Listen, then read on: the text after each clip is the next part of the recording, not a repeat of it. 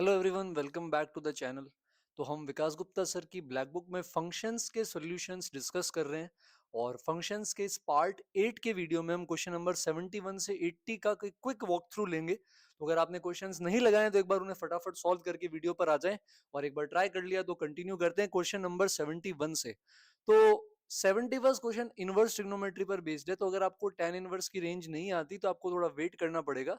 जिनको थोड़ा आइडिया है tan इनवर्स का, तो tan इनवर्स x की रेंज अगर आप जानते हैं, है ना, तो ये हमारे पास कहां से कहां होती है, open minus pi by two से पाई बाई टू, और इसका ग्राफ कुछ ऐसा बनता है। तो हम चाहते हैं कि tan इनवर्स से जो रेंज निकल कर आए बाहरी आउटपुट, ये क्लोज्ड जीरो से ओपन पाई बाई टू तक जाना चाहिए। तो क्लोज जीरो से ओपन पाई बाई टू तभी जा पाता है tan इनवर्स वाला फंक्शन जब उसके अंदर जो इनपुट है वो क्लोज्ड जीरो से ओपन इंफिनिटी हो। मतलब ये जो क्वाड्रेटिक वाला अपवर्ड पैराबोला है, ये क्लोज्ड जीरो से इंफिनिटी रेंज ले रहा है। मतलब क्लोज्ड जीरो यानी कि जीरो इसकी मिनिमम वैल्यू है। मतलब ये ऐसा बनना चाहिए एक्सिस को टच करते हुए। अगर ये इस तरह एक्सिस को टच करते हुए अपवर्ड पैराबोला बनेगा तो मिनिमम वैल्यू जीरो और मैक्सिमम इंफिनिटी हो जाएगी, जो इस tan इनवर्स के अंदर जाएगी। और tan इनवर्स में जब जीरो से इंफिनिटी जाएगा तो आंसर क्लोज जीरो से पाई बाई टू आ जाएगा। तो अगर अपन इसका डिस्क्रिमिनेंट निकालें तो यहां से अपन इसका डिस्क्रिमिनेंट क्या कर सकते हैं, जीरो के बराबर कर सकते हैं। ठीक है, तो इसका डिस्क्रिमिनेंट आएगा बी स्क्वायर माइनस 12c, और इसको अपन जीरो कर देंगे तो यहां से बी स्क्वायर की वैल्यू किसके बराबर आ जाएगी, इक्वल टू 12c। ठीक है, 72nd पर आते हैं। 72nd के अंदर भी आपको इनवर्स ट्रिग्नोमेट्रिक रेशियोज में आईटीएफ में sine inverse x cos inverse x का ग्राफ पता होना चाहिए, और फिर ट्रांसफॉर्मेशन ऑफ कर्व से अपन मॉड एफ एक्स ले सकते हैं। तो हमें यहाँ पर क्या चाहिए, हमें मॉड एफ एक्स बराबर के एग्जैक्टली टू सॉल्यूशंस चाहिए। और हमारा एफ एक्स अगर यहाँ देखें तो एफ एक्स किसके बराबर दिया हुआ है क्वेश्चन में, एफ एक्स दिया हुआ है sine inverse x minus cos inverse x. तो अब सबसे पहले तो डोमेन का ध्यान रखना, दोनों का डोमेन -1 से 1 होता है। तो इस फंक्शन का डोमेन भी जो हमारे पास आएगा ये क्लोज -1 से 1 आएगा। अब आईटीएफ इनवर्स ट्रिग्नोमेट्री की प्रॉपर्टी यूज करेंगे, कॉस इनवर्स एक्स इक्वल होता है किसके, pi by two minus sine inverse x के। तो अब जैसे ही आप ब्रैकेट खोलोगे ये बन जाएगा बेटा 2 sine inverse x minus pi by two. तो साइन इनवर्स एक्स का ग्राफ अगर अपन जानते हैं तो आपको पता होगा कि भाई -1 से 1 में जब अपन इसका ग्राफ बनाते हैं तो ये कुछ इस तरह से बनता है, माइनस पाई बाई टू से पाई बाई टू रेंज आ जाती है। डबल कर देंगे बेटा तो ये पाई से माइनस पाई आ जाएगा। ठीक है, अब अगर आप पाई बाई टू सब्ट्रैक्ट कर देंगे तो पाई बाई टू सब्ट्रैक्ट करेंगे तो जो वैल्यू जीरो आ रही थी जीरो पे वो माइनस पाई बाई टू हो जाएगी। इसी तरह जो वैल्यू माइनस पाई आ रही थी -1 पे, ये -3 पाई बाई टू हो जाएगी।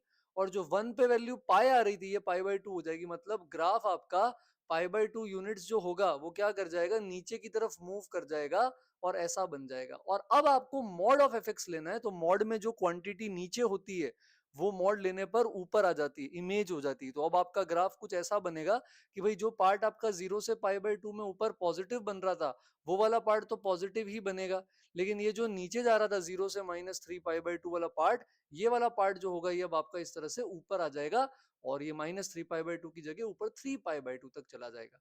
तो अब दो सॉल्यूशन तभी मिलेंगे जब के वाली लाइन इसको दो जगह कट करेगी।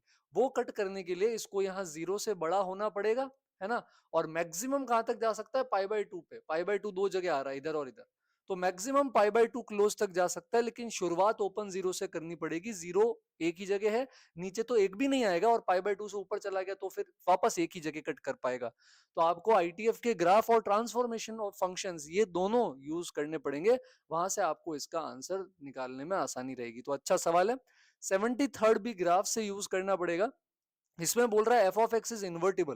तो बेटा इन्वर्टिबल तब होगा जब 1 1 है और ऑन टू है। तो अगर 1 1 है तो या तो हमेशा इंक्रीज करेगा या हमेशा डिक्रीज करेगा, और ऑन टू है तो कोडोमेन रेंज बराबर होते हैं, तो रेंज ऑल रियल नंबर्स आनी चाहिए। तो पहले x less than equal to 1 का ग्राफ बना लेते हैं। ठीक है, देखो x less than equal to 1 का अगर अपन ग्राफ बनाएंगे तो वहां पर हमें x plus one whole cube बनाना है ना। तो अपन x plus one whole cube बना सकते हैं। तो x plus one whole cube का ग्राफ x क्यूब जैसा ही होगा, बस पीछे शिफ्टेड होगा। तो -1 पे इसकी वैल्यू जीरो आ जाएगी, और इस तरह इंक्रीजिंग फंक्शन होगा। जीरो पे इसकी वैल्यू 1 आ जाएगी, और 1 रखेंगे तो 1 पे इसकी वैल्यू 8 के बराबर आ जाएगी। तो ये 8 वाला पॉइंट है, यहाँ क्लोज्ड है तो मैंने भी क्लोज लगा दिया। अब 1 के आगे ग्राफ बनाना है, तो ये 1 1 ऑन टू का क्या मतलब है, देखो 1 1 है तो अब 1 पे आगे ये भी इंक्रीज करना चाहिए, और ऑन टू है तो कुछ छूटना भी नहीं चाहिए। मतलब ln x प्लस ये जो भी है इसको कुछ कांस्टेंट अभी के लिए मैं k मान लेता हूं, तो आप सब जने जानते हैं कि यार ln x का ग्राफ ऐसा बनता है ना, तो 1 से आगे चाहिए तो 1 पे वैल्यू यहाँ 0 हो जाएगी, तो 0 से इन्फिनिटी बनता है। पर अगर मैं इसमें k ऐड कर दूंगा तो ln x का ग्राफ k यूनिट्स ऊपर आ जाएगा। अब ऊपर भी क्या है, अगर नीचे यहां से शुरू हुआ k यूनिट्स आकर तो फिर ये 1 1 नहीं रहेगा, अगर ऊपर से इधर से शुरू हो गया तो फिर बीच में गैप रह जाएगा, ऑन टू नहीं रहेगा, तो 1 1 भी चाहिए, ऑन टू भी चाहिए, मतलब ऐसा के ऐड कर दें कि ln x प्लस के का ग्राफ यहीं से इस तरह बढ़ने लग जाए। तो अब ये पूरा graph x plus one whole cube 1 तक और आगे ln x प्लस के 1 1 भी हो जाएगा, ऑन टू भी हो जाएगा।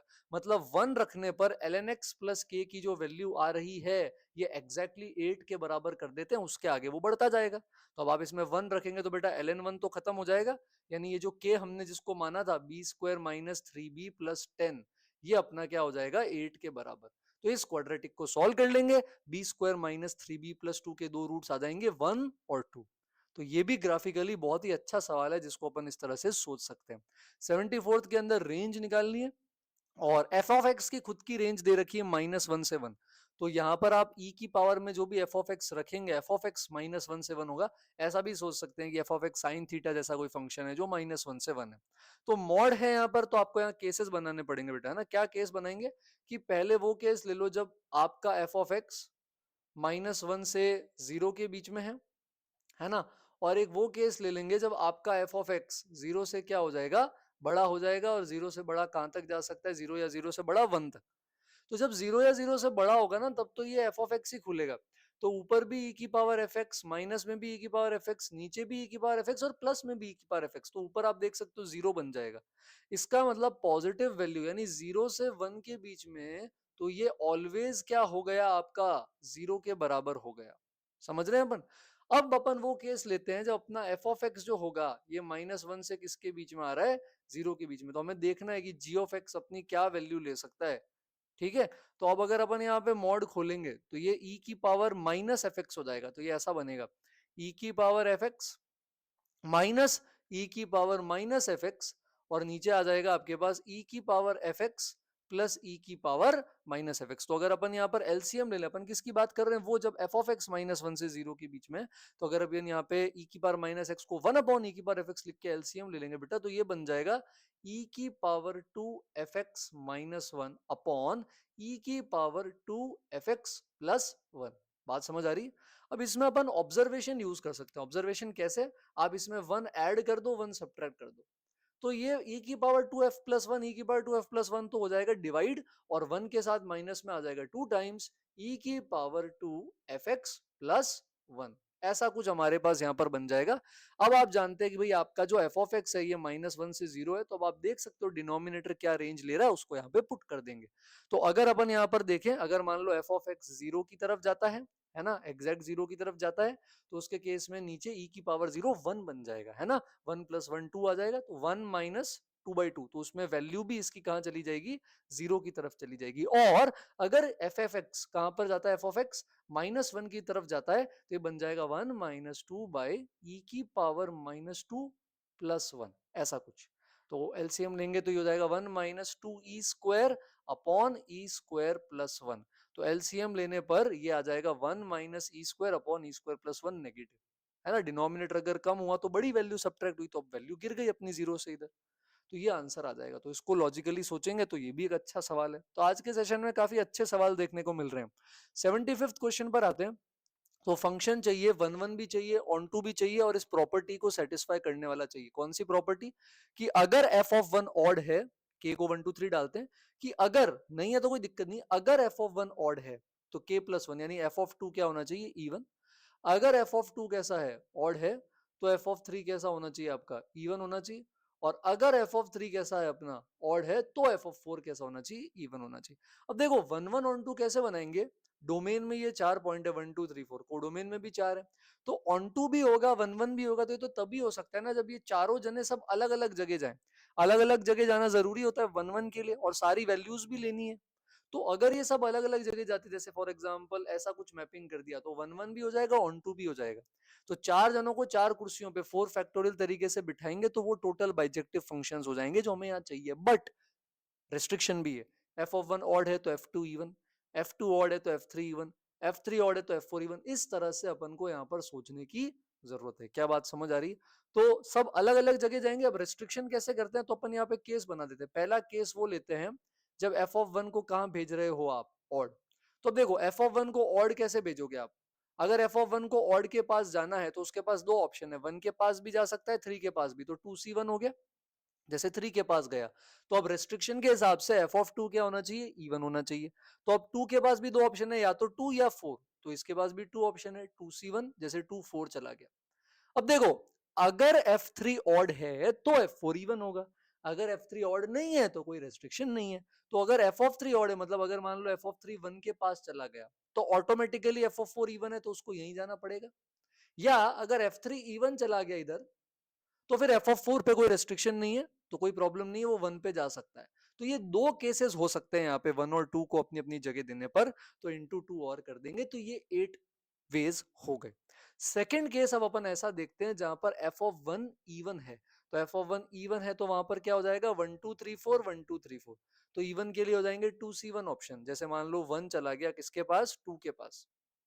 ठीक है। अब यहां पर एक बहुत इंपॉर्टेंट बात है, 2 को आप इवन नहीं बना सकते, क्योंकि देखो f(1) इवन है तो कोई रेस्ट्रिक्शन तो है नहीं 2 पे, तो ऑड इवन कुछ भी हो सकता है। पर अगर आपने 2 को इवन कर दिया तो पीछे 1 और 3 दोनों कैसे बचेंगे, ऑड बचेंगे। तो जब f(3) ऑड बनेगा 1 या 3 लेकर, तो f(4) के पास इवन बनने का कोई ऑप्शन नहीं रहेगा। जो रेस्ट्रिक्शन है वो वॉयलेट हो जाएगी, पूरी नहीं हो पाएगी। तो यहां आप f(2) को इवन नहीं कर पाओगे अगर आपने f(1) को 2c1 से इवन किया है।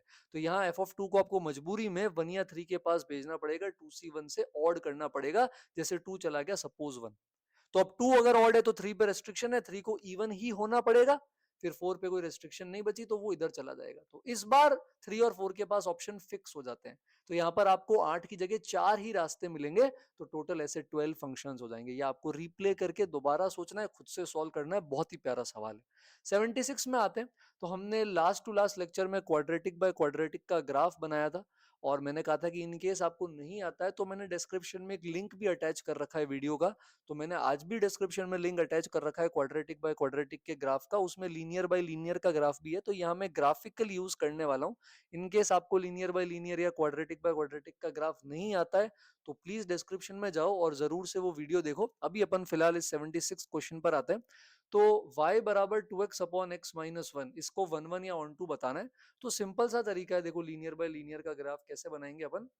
सबसे पहले देख लो कि 2x का रूट क्या है, तो ये 0 पर 0 हो जाता है ना। तो यहाँ पे फंक्शन 0 हो जाएगा, और डिनोमिनेटर 1 पे 0 हो जाता है। तो यहाँ पर जहां डिनोमिनेटर 0 होता है उसके आसपास फंक्शन इनफाइनाइट जाता है, तो ये नॉट डिफाइंड हो जाती है इस पे वैल्यू। अब आप यहाँ पे पॉजिटिव, नेगेटिव और पॉजिटिव ग्राफ देखेंगे। अच्छा, इन्फिनिटी पे लिमिट निकाले तो इन्फिनिटी पे 2x अपॉन एक्स, 1 तो बहुत छोटा होगा इन्फिनिटी पे, 2x अपॉन एक्स इन्फिनिटी हो या माइनस इन्फिनिटी हो, ये 2 के पास जाएगा। तो इसलिए अपन यहाँ पे y बराबर 2 वाली लाइन बना देते हैं। फंक्शन पे इन्फिनिटी पे वैल्यू या तो इसके जस्ट ऊपर होगी या जस्ट नीचे होगी, वो अपन अभी देख लेंगे। और ये भी एक बार चेक करना है कि क्या ये वैल्यू इन्फिनिटी वाली 2 कहीं और भी ले रहा है। तो इसको एक बार अपन 2 के बराबर करके चेक कर लेते हैं, पर यहाँ से 0 बराबर -2 आ रहा है। इसका मतलब ये वैल्यू और कहीं भी दूसरे पॉइंट पर ये फंक्शन अचीव नहीं करेगा। अब अपन इसको फ्री हैंड ज्वाइन कर सकते हैं। तो जैसे ये प्लस है और नॉट डिफाइंड है तो यहाँ इन्फिनिटी से आएगा, और 2 और कहीं नहीं हो रहा तो ये y बराबर 2 वाली लाइन को क्रॉस नहीं करेगा, तो ये इस तरह से ऊपर की तरफ चला जाएगा, है ना। थोड़ा सा शेप अच्छा नहीं बना, एक बार वापस बना लेते हैं इसका। तो ये कैसे आएगा, ये इस तरह इन्फिनिटी से ऊपर से आएगा, और इस तरह गिरते गिरते गिरते गिरते ऐसे ऑलमोस्ट 2 चला जाएगा। फिर इधर माइनस है तो यहाँ माइनस का इन्फिनिटी होगा, फिर 0 पे 0 है तो ये 0 हो जाएगा, और पीछे माइनस इन्फिनिटी की तरफ भी 2 जाएगा, पर इस लाइन को क्रॉस नहीं करेगा। तो कुछ इस शेप का आपका ग्राफ बन गया। अब आप ध्यान से देखेंगे तो ये 1 1 है, कोई भी हॉरिजॉन्टल लाइन इस ग्राफ को दो जगह कट नहीं कर रही है, और ये ऑन टू भी है। इसकी रेंज के अंदर ऑल रियल नंबर्स हैं, बस y बराबर 2 नहीं है ना। y बराबर 2 भी इसका एसिम्प्टोट है, ग्राफ से दिख रहा है। तो रेंज और कोडोमेन बराबर आ रहे हैं, ऑल रियल एक्सेप्ट 2, तो ऑन टू भी हो जाएगा, 1 1 भी हो जाएगा। और इसके लिए अपन को लीनियर बाय लीनियर का ग्राफ आना बहुत जरूरी है। तो आगे भी काम आएगा आपका क्वाड्रेटिक बाय क्वाड्रेटिक और इस तरह के ग्राफ, तो ये आपको आने चाहिए, नहीं है तो वीडियो में देखें। आज के सेशन में बहुत अच्छे प्यारे सवाल मिल रहे हैं। 77 पे आ जाते हैं, ये थोड़ा सा आसान सवाल है। तो एफ ऑफ एक्स की रेंज हमें दे रखी है -2 से 4, अब इसकी रेंज पूछिए। तो डोमेन में ऑल रियल है, तो बेटा 2x + 1 को कोई दिक्कत नहीं है ऑल रियल लेने में, जैसे y बराबर x सारी वैल्यूज ले सकता है, y बराबर 2x+1 का भी अगर आप ग्राफ देखेंगे तो वो भी सारी वैल्यू ले सकता है। तो अभी भी f फंक्शन के अंदर सारे रियल नंबर जा सकते हैं। तो जैसे f ऑफ x की रेंज -2 से 4 आ रही है, नो डाउट ग्राफ थोड़ा सा ऐसे कंप्रेस हो जाएगा, पर इसकी भी रेंज क्या आएगी आपके पास, -2 से 4, और बाहर हाफ है तो ये 2 से डिवाइड हो जाएगी रेंज, तो फाइनल आंसर हो जाएगा -1 से 2। बट ये लॉजिकली सोचा जा सकता था, है ना, तो ये आसान है। 78 बहुत ही प्यारा सवाल है, थोड़ा पार्ट डिफरेंशिएशन का रहेगा, वन वन फंक्शन नहीं है ये बताने के लिए। ऑन टू के लिए बहुत मजा आएगा। देखो क्या करते हैं, इस x को इस x+1 में मल्टीप्लाई कर दो, तो x की पावर 4+1 तो है, साथ में x जब अंदर भेज देंगे तो ये x² + x ऐसा हो जाएगा। इस x की पावर 4+2 के टुकड़े कर दो, इसको आप लिख दो x की पावर 4+1+1। करने का रीजन ये है कि बेटा x की पावर 4+1 देखो कॉमन आ जाएगा, तो न्यूमरेटर ऐसा बन जाएगा x की पावर 4+1 कॉमन लेने के बाद x² + x और एक प्लस का 1, और बाहर एक 1 हमारे पास बच जाएगा। अब इससे ये फायदा होगा कि हम इसको डिवाइड कर सकते हैं, तो ये इंटरेस्टिंग चीज है। तो आप डिवाइड कर देंगे तो ये पार्ट पहले वाले में कट जाएगा, तो x की पावर 4+1 बचेगा, और दूसरे वाले में 1/x² + x+1 बचेगा। ये शक्ल देखते ही आप बाय ऑब्जर्वेशन बोल सकते हो ऑन टू नहीं है, ऑन टू के लिए रेंज चाहिए थी ऑल रियल, बट x की पावर 4+1 ऑलवेज पॉजिटिव है, और 1/x² + x+1 में इस क्वाड्रेटिक का अपवर्ड पैराबोला है जिसका डिस्क्रिमिनेंट नेगेटिव है, तो ये भी ऑलवेज पॉजिटिव है, तो positive plus positive will be positive value, तो आपका फंक्शन 1 1 नहीं होगा, आपका फंक्शन यहाँ पर कैसा हो जाएगा, मेनी 1 हो जाएगा।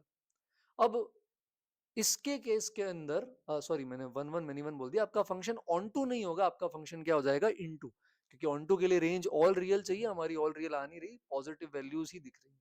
अब 1 1 मैनी 1 में या तो ग्राफ हमेशा बढ़ना चाहिए, हमेशा कम होना चाहिए। अगर बढ़ भी रहा है और कहीं आगे जाके कम भी हो रहा है ना, और कंटिन्यूस फंक्शन है, अब कंटिन्यूस क्या है सर, ये आप एलसीडी में पढ़ेंगे आगे, बट ऐसा समझ लो कि ग्राफ कहीं ब्रेक नहीं हो रहा, ना इसका ग्राफ कहीं ब्रेक हो रहा है और इसका भी डिनोमिनेटर जीरो नहीं, ये भी कहीं ब्रेक नहीं हो रहा है, ऐसा बोल देता हूं। तो ये एक ग्राफ जो कभी भी ब्रेक नहीं हो, वो 1 1 होने के लिए या तो लगातार बढ़ना चाहिए या कम होना चाहिए। बढ़ेगा और कम दोनों होगा तो फिर मजा नहीं आएगा, फिर मैनी 1 हो जाएगा। तो अभी मैं इतना बता सकता हूँ कि ब्रेक नहीं होगा। अब इसके आगे आप डिफरेंशिएशन कर सकते हो, जैसे x की पावर 4+1 का डिफरेंशिएशन हो गया 4x³। इसमें चेन रूल लगाना पड़ेगा बेटा, 1/x का होता है -1/x² + x+1 का स्क्वायर, और साथ में 2x+1 आ जाएगा चेन रूल से। अब जैसे आप बहुत छोटी वैल्यू लो -∞ के आसपास, तो 4x³ डोमिनेट करेगा इस दूसरे एक्सप्रेशन को, ये तो बहुत छोटा एक्सप्रेशन है -∞ पे, इसके डिनोमिनेटर में x² है, ऊपर तो x ही है, तो -∞ पे ये नेगेटिव जा रहा है, और जबकि इन्फिनिटी रखोगे, है ना, तो अगेन ये बहुत छोटा होगा, इन्फिनिटी पे ये इन्फिनिटी जा रहा है।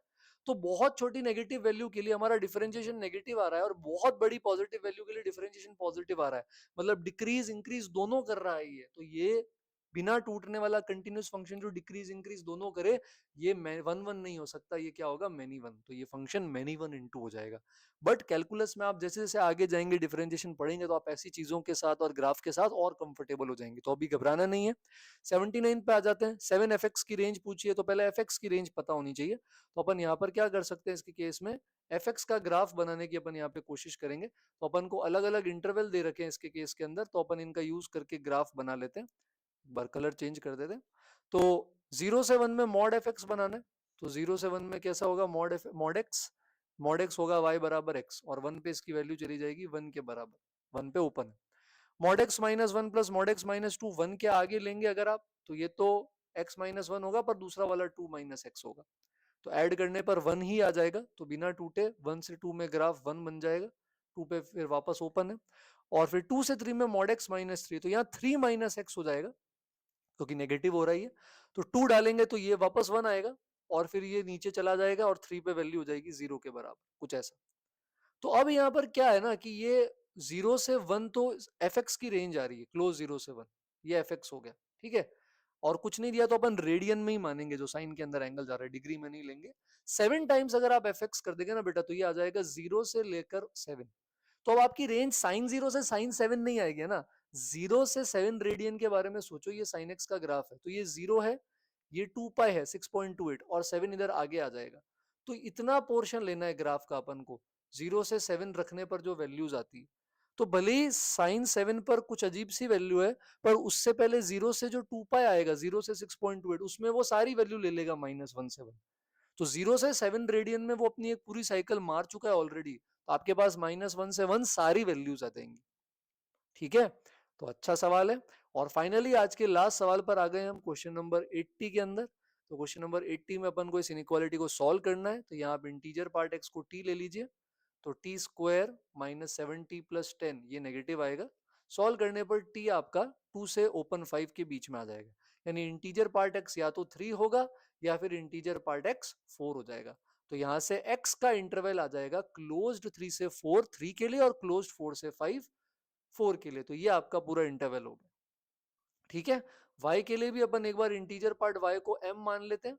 तो फिर से आपके पास इनइक्वालिटी आ जाएगी कौन सी, 4m square minus 16m plus 7।